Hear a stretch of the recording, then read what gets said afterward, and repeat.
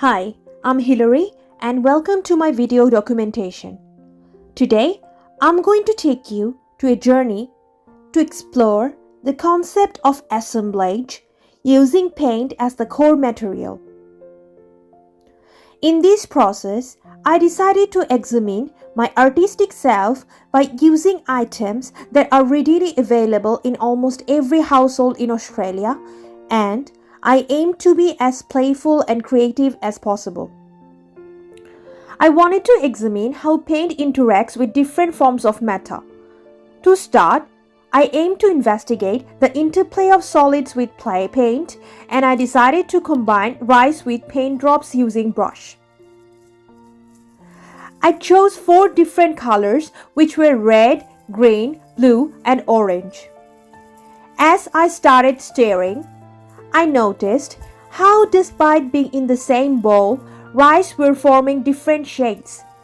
The more I stirred, the more visible the shades were. Some were still whitish, some were slightly colored, and some were heavily colored. And when I combined the dried colored rice together, I saw how beautifully each color was making its presence visible in the mixture. Next, I put some color drops of milk and started stirring to study the interaction of paint on liquid.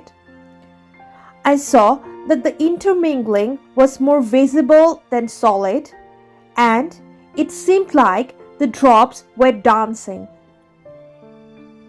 Similar to the statement by Bennett on page 54, I saw that improvising was taking place as brush, milk, color drops, and other effective bodies were forming and breaking each other apart.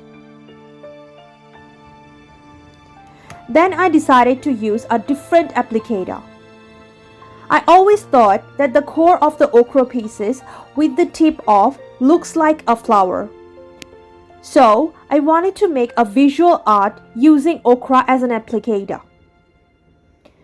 As I was creating my artwork, I realized something amazing.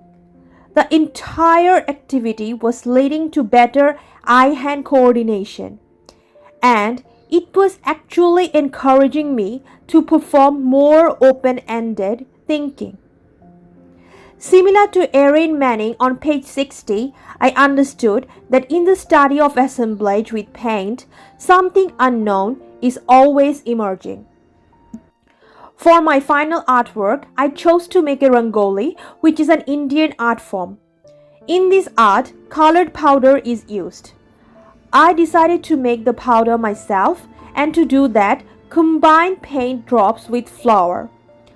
As I was mixing the ingredients, I could feel that the texture of the flour was changing. It was becoming heavier and stickier. I think the ingredients here were performing assembling as stated by Erin Manning on page 59 because paint and flour were shape shifting and working in synchrony. From my experience of working with paint, I realized that assemblage is a broad concept and there are endless possibilities.